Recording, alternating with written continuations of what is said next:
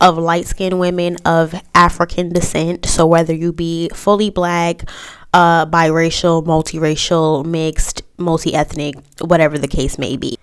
So the definition of lightism, which is a term I created, is animosity, resentment, or ostracization of black people of a lighter skin hue or mixed heritage. Usually involves the justification and normalization of verbal, physical, or mental abuse of black or mixed people within said group. Gaslighting and discrediting the lived experiences of them is also lightism. Lightism can only be perpetuated intraracially. So in this episode, we will be discussing the downplaying of light-skinned women and girls feeling targeted. And so I got the idea to do this topic from a tweet that was made by an influencer and the response that was sparked from that. And this response not only came from Twitter but also here on YouTube. A few months ago, I had ran into a channel by a light-skinned black woman named Elan Jones. Check out her channel. I really love her content. She really inspired me to start this series. So definitely check out her channel. But she has a video that we will be discussing in this video also. And her video was called Downplaying Aggression Towards Light-Skinned Women. And when I saw this tweet from the influencer, it immediately reminded me of what she was discussing. And when I just do general research on this topic, I actually look at studies and stats and what they're saying about the experiences of light-skinned and mixed women and girls within the black community. I'm not just speaking from, my emotional perspective or what I've seen or what I think. I've actually been trying to do research on these topics and research on what is being discussed regarding colorism within the space on YouTube and just online, just in general. I've actually been trying to educate myself and do research so that I'm speaking from an educated place and not an emotional or an ignorant one, and so that I'm not sounding ignorant and that I'm being truthful and honest as well. And so that being said, there's research I have to do and educating myself that I have to do so that I can I can really add something intellectual to the conversation instead of just speaking from a place of emotion, which I feel like most people who speak from this topic do. And so I find what I found in these studies and, throughout my research is really interesting in correlation to the narratives being put on social media. If you were to look at the studies, it would contradict a lot of the mainstream stuff that is talked about. But I also wanted to be able to discuss light-skinned women's perspective in things and what we go through in regards to this topic, not from an ignorant way, but because I think it's an interesting discussion, and because a lot of people have been speaking for us. We haven't really had a chance to tell our side from a genuine place and not from just an emotional one, and back up what these studies have said. I have yet to see any of these big name YouTubers who talk about colorism ever cite any study or ever talk about any research they've done. They literally just talk from their perspective, and that's not healthy for regular people because they're taking this as fact and that's just their opinion. Now, granted, this is my opinion too, but I'm going to try to show you where I'm basing my opinion from, and I'm not just basing it from my lived experiences. And so that's exactly why I created the term lightism, because I wanted to speak from my own framework. So a few weeks ago, an influencer that goes by the name FTN Bay made this tweet, and she was swiftly dragged on YouTube, Twitter, the Shade Room, Neighborhood Talk, anywhere else it was posted. And after that original tweet was made, she made a few other responses, and she didn't double down on what she said, but she followed up, I would say. I'm going to show you guys FTN Bay's tweets, and then I'm going to show you guys some responses to what she said from Twitter and from the Shade Room.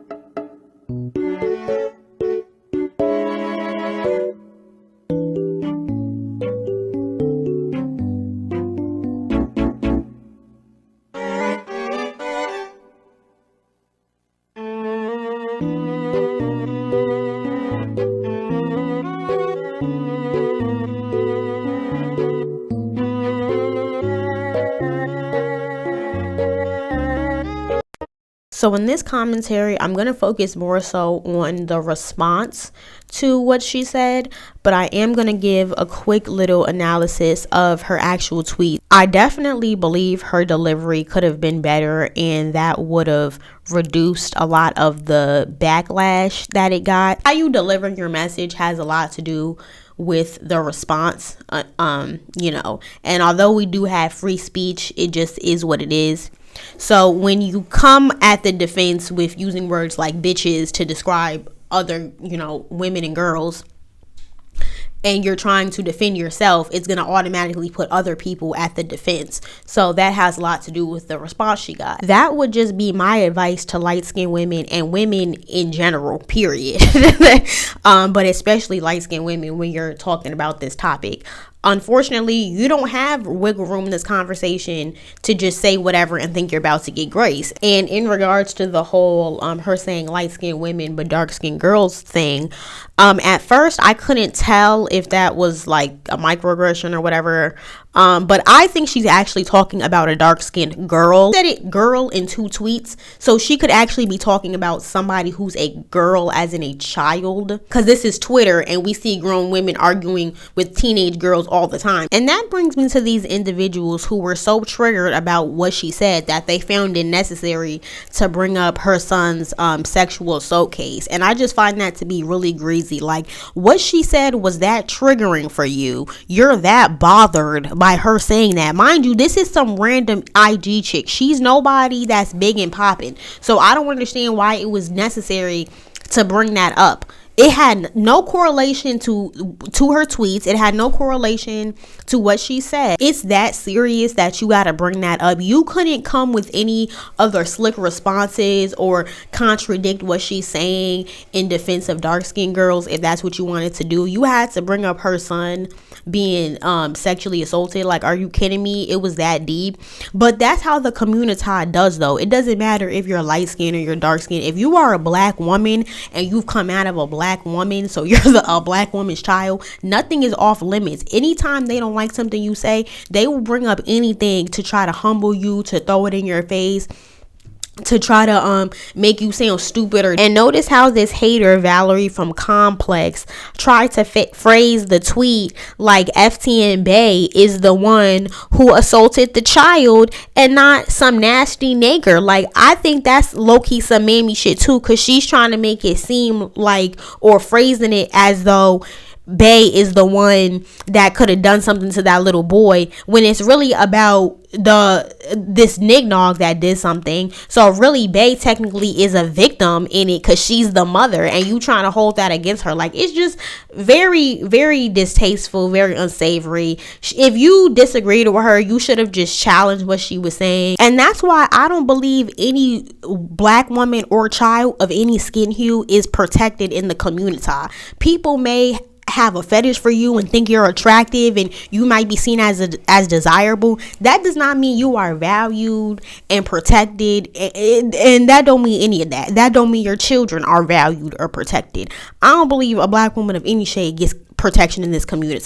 I really don't, because this is the type of shit that they will bring up and say to you the minute that you say something that they don't like. It don't matter how pretty you are or how high yellow with type A hair or whatever you got. They do not care. They will drag you for filth the minute you get on people's bad side. So that light skin only goes so far. It don't matter how you look or what heritage you come from. The minute you make an accusation against a black man in the community, you are automatically public enemy number one. You're not a victim. Your child is not a victim, and you're not allowed to vent or express any emotion on Twitter, or they're going to bring up your child being sexually assaulted in your face. This is what we have to deal with. You're that upset about what she said that you got to bring that case up that has no correlation to what she's saying just because you want to hit a nerve and you want to be spiteful towards her just because you're triggered about what she said, and then you're really going to try to discredit what she's saying, yet you're showing it to be true, because you have to have a lot of vitriol in your heart to bring something like that up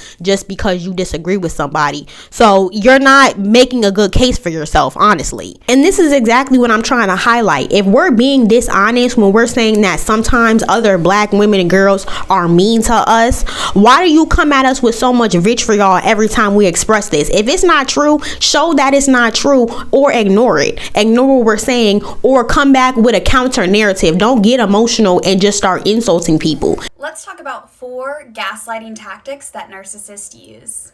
Number 1, withholding. This includes withholding information, maybe not telling the full truth so that you are questioning your reality or the facts, or feeling like you don't understand the full context of something. Number 2, diverting. They may divert the topic of conversation so you're not focusing on the issue at hand, and instead it's back on you and something that you did in the past. Number 3, countering. This is when they question your memory or your recollection of facts and basically state that your truth is not reality. And lastly, number 4, trivializing. This is when they may say something like, you're being too sensitive, and they trivialize your experience of something. What's up? Today I want to talk about something that has not been addressed, something that we don't say it out loud because it's right in our face. It's like something so simple. But this is about colorism. Yes, it is. Now, in terms of this whole colorism thing, I want to talk about how people on the darker end of the spectrum have this unearned, automatic respect. They'll never talk about the respect that they have. They have this complexion that has ties to the motherland, quote unquote. So Pan-Africanists everywhere really, really respect dark-skinned Black people. And then the rest of the Black community in general has this respect for dark-skinned people. And we're all aware of this. And this is a form of protection for dark-skinned people. And this is also something that allows dark-skinned people to basically do whatever they want. So bullying, fighting, physically fighting, illegal things, other illegal things like employment discrimination. These things are allowed to go on because of this respect.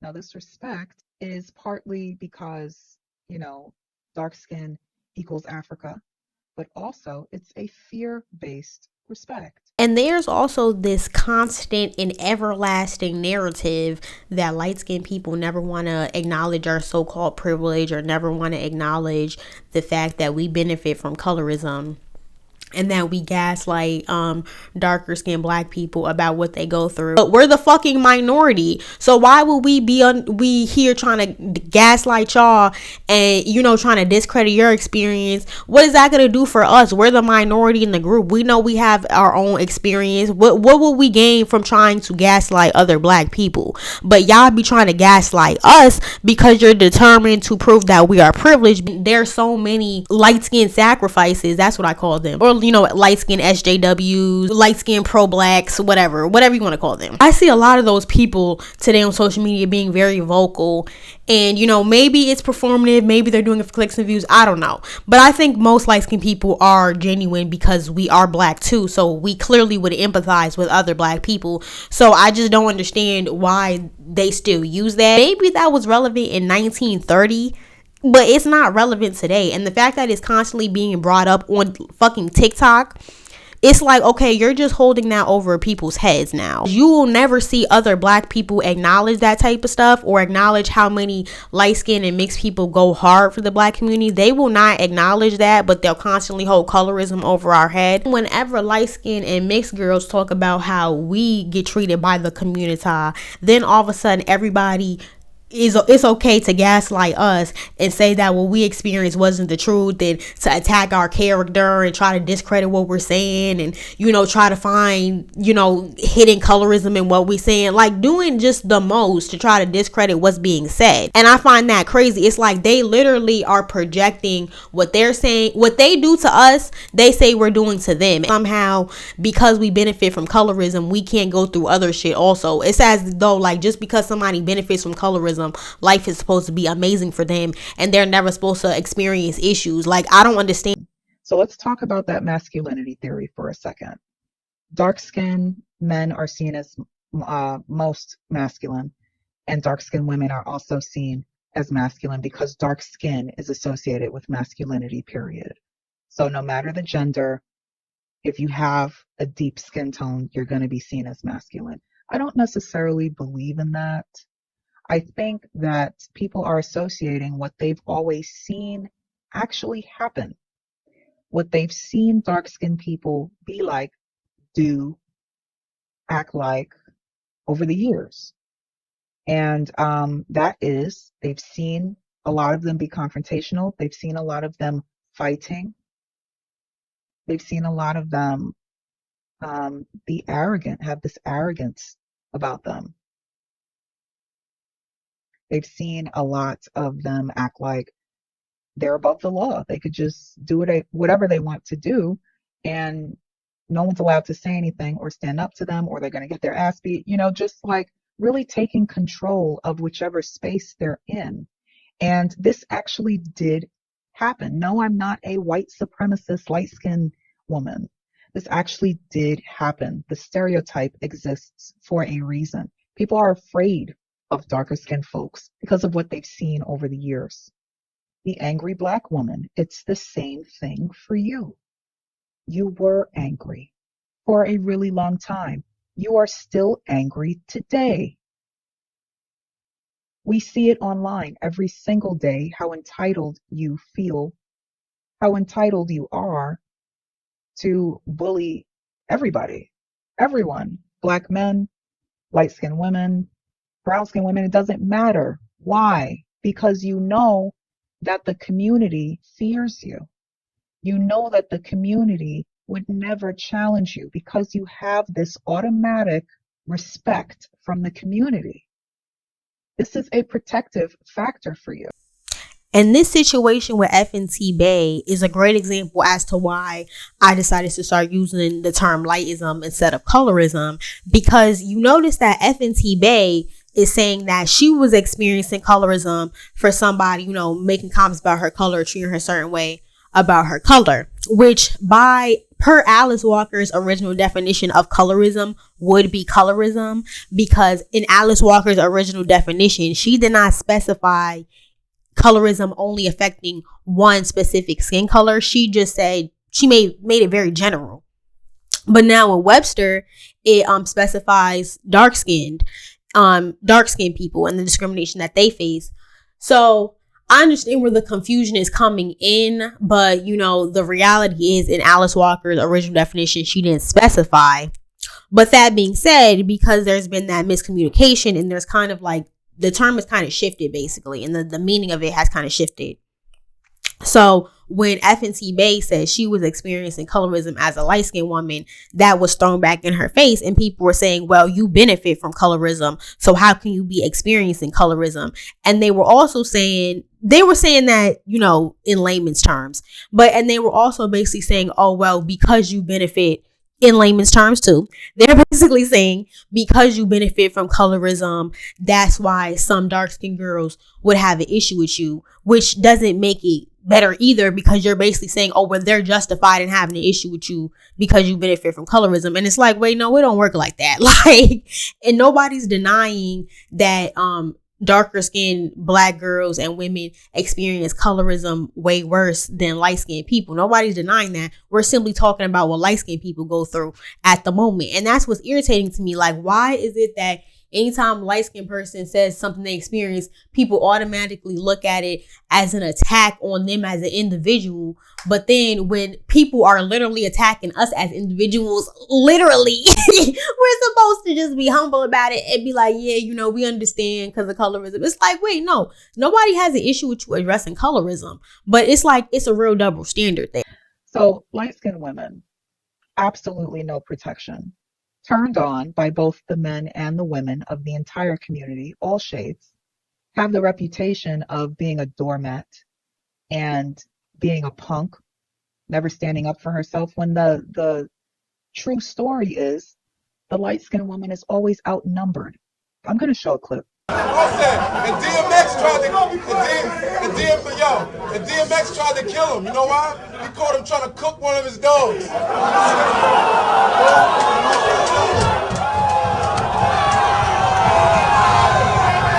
I be international pimping, and I had your Chinese chick giving me a massage with a happy ending.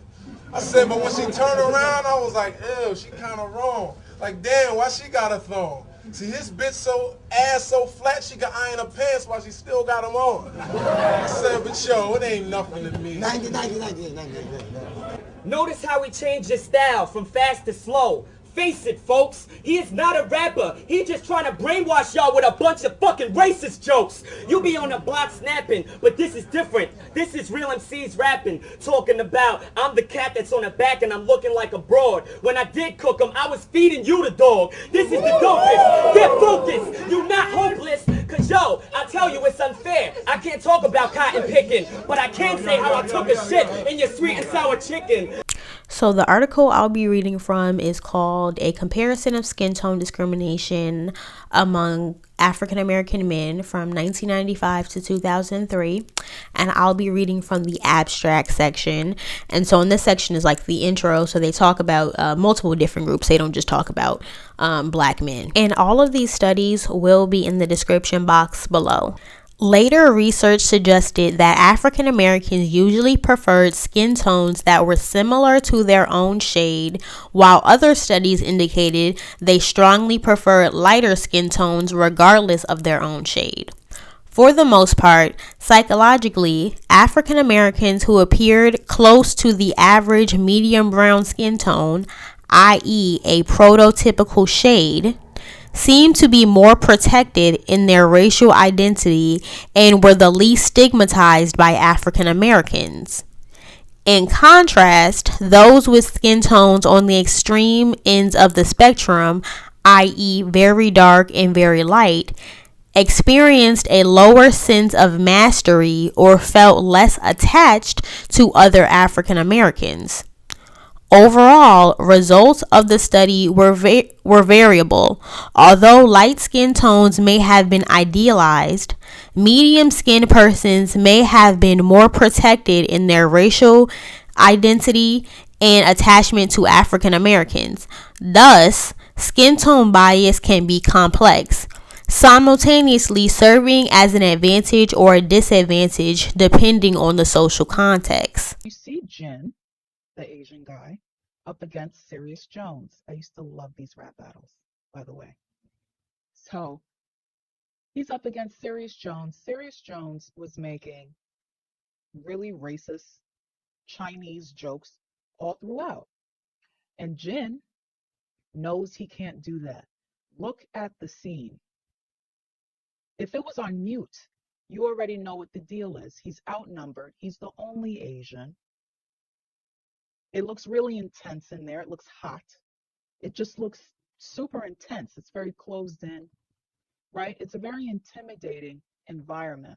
He's the only Asian there. He knows he's outnumbered. This guy who has all his peoples around him is making nothing but racist jokes. And Jin is smart enough to know, or aware enough to know, that he can't do the same. This is the exact dynamic in the Black community when it comes to dark-skinned people and light-skinned people, whether people want to admit it or not. Light-skinned people are a minority, more of a minority than dark-skinned people, because I did talk about how both groups are a minority within Black America, but all deeper brown people So anyone deeper than light-skinned people, deeper toned, can be all a part of the same category sometimes. And we're seeing a lot of that today, which I also talked about. They're calling brown-skinned people dark-skinned now. So they're all with each other, surrounding these minority light-skinned people. Now, sometimes the situation is dark-skinned people against the entire rest of the Black community. And dark-skinned people really do conduct themselves like they're the gatekeepers of the Black community. And it goes back to that Pan-Africanist appreciation for the darker phenotype. Dark-skinned people act as if they are entitled. They're allowed to hit below the belt. They're allowed to cross the line. The entire Black community is aware of this. It's never spoken about. Why? For a few reasons, but mainly because the community values this type of behavior. The community, this is more than just acceptable. This is ideal. People aspire to be this way. So this next article I'll be reading from is a study done on Black and biracial adolescents. So the paper is called Attitudes, Social Relationships, and Behaviors of Black and Biracial Adolescents. And so the section I'll be reading from is Gender Differences and the Effects of Colorism. Girls as young as 6 are twice as likely as boys to be sensitive to the social importance of skin color. In a study of African American adolescent girls, Leeds found not only a desire on part of the girls to have longer, straighter hair, but also a pronounced awareness of Black men's preference for light-skinned women. I've said this in most of my videos about colorism and lightism, and I'm going to say this again. Colorism is Black men's fault, and I don't care. I'm the so-called preference, and I'm telling you colorism is Black men's fault. And that's not me just trying to shake the attention off myself, because I can acknowledge that a lot of light-skinned women like this dynamic and do take it for granted, but I do not like it, and I see who the problem really is. It's Black men, because we have cold hard evidence that it is. So let's continue. Attest to similar findings in the African American college population.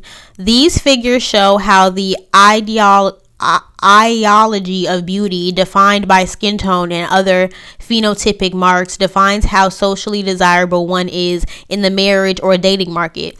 Black and biracial girls may be more conscious of the variation in skin tone than boys, and competition may be keener among females than among males, given the emphasis on appearance among females.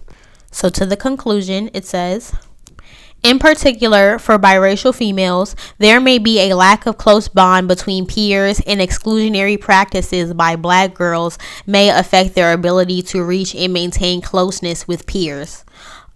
Another area of potential concern and divergence between the two groups is based on the notion of colorism. Though viewing themselves as part of the Black race, discrepancies in treatment and perceptions of person based primarily on skin color are real. In particular, biracial adolescents may stand out from the larger group as being different. They may find that they have higher status in the larger world, but being the minority within the Black world may lead to rejection and distress. As an adolescent, this may be in the form of teasing or exclusion for females, and added stress to maintain or portray an image of toughness or authority for males. Alpha, aggressive. This is seen as a sign of strength in the community. This community that rejects anything that it perceives as being weak, any weakness whatsoever. And the opposite of this behavior is seen as weakness, and it's intolerable. If you're dark-skinned, you are seen as this alpha person.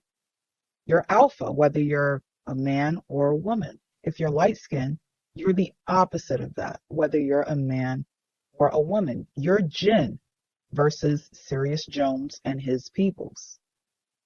Any normal human being could see how it's imbalanced, and it's just imbalanced. You're outnumbered, and it's an Asian amongst a bunch of Blacks and maybe a couple Hispanics, and it's just not fair or balanced. Jin, he put himself in that situation. Light-skinned people don't have a choice but to be amongst other black people. Not saying that they don't want to be. It can be uncomfortable at times, is all I'm saying. This kind of mindset is exactly what's wrong with society. When I saw this video above and I was reading through the comments and I looked at the likes, there's a lot, that's when I decided to make my video. Yeah, the video was toxic and the joke was not funny. I can very much admit that. But I only made the video to make a point that there's no such thing as a harmless joke. Whether you're calling someone a monkey or you're calling someone a bleach monkey, both of those both hurt. And to me, it's just different because I see a lot of light skins. They're not allowed to do or say the same shit that other people are allowed to do. Y'all say how we're constantly lifted up by society and shit, but when people speak down on us and they say shit to us, we're not allowed to say shit back. It's either we shut up and take it and get called sensitive, or we say something back and now we're colorist. Ain't that some shit? Because you're colorist too. And that's what y'all fail to realize. Conversation that black women aren't ready to talk about. I think a struggle that we struggle to talk about is how other black women treat other black women. It doesn't matter how light-skinned we are, dark-skinned we are, whether we were raised here or there.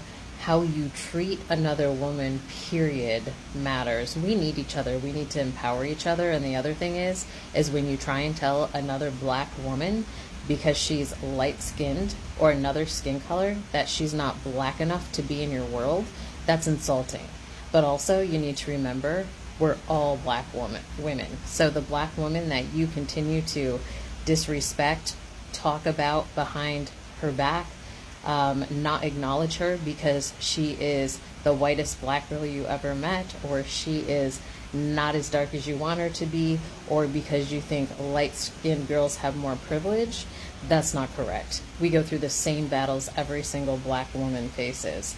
But not only that, it doesn't matter what type of woman you are, once you learn to embrace all the women around you, you guys, powerful things happen. It doesn't matter if you're black, white, Hispanic, Asian, it doesn't matter. We all start to embrace each other, and when you get us all together, we can blow up some shit in a positive way. So, black women, stop treating other black women like shit just because you don't think they fit in your box. So light-skinned people saying, hey, it's not peaches and cream over here. We have stuff that we have to deal with that you don't see. Means that's abusive to dark-skinned people? That's stupid. I have not read one comment where someone who's light-skinned compared their struggle to a person that's darker complexion. So I don't understand why that conversation keeps coming up. My original video, I said it very clearly. We're not allowed to talk about it. When we bring stuff up, we're dismissed and it's minimized. I don't understand how you can be heard. You can be understood. Your pain can be felt. But when it comes time to saying, hey, you know what? We feel some pain over here too. It doesn't count. Kind of, what? Why? I don't get it. I don't get it.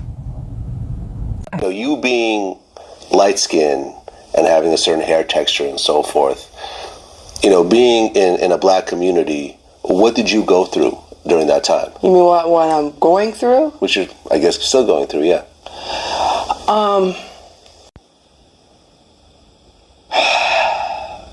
It's a taboo issue. It's very taboo. Yeah. It's just like everything else that happens in the black community. That's considered dirty laundry. Bill touched on it, but they're not telling the other side, you know? And if you tell the other side of the story, it's like, well, what's the problem? You don't have any problems. If you tell the light-skinned girl's story, no one looks at that as an issue. Light-skinned people don't have a choice but to be amongst other black people. Not saying that they don't want to be. It can be uncomfortable at times, is all I'm saying. But they do find themselves in that Jin type situation often, which is unfair. That is not right. We see Jin versus Sirius Jones online right now, which is perfectly acceptable by the entire Black online community because everyone is on the same page. They like the bullying. They like it's everybody. Light-skinned people has been everybody's outlet for their aggression because of their place in Black society. It's not right. Light-skinned people, a lot of light-skinned people don't want to talk about how that makes them feel, how it's unfair because you're seen as a punk. Especially if you're a light-skinned man, you're seen as a punk if you address that. But there's nothing wrong with addressing that. I guess it's how you address it. But this is just the situation that we're in. Light-skinned people are not punks. They're outnumbered.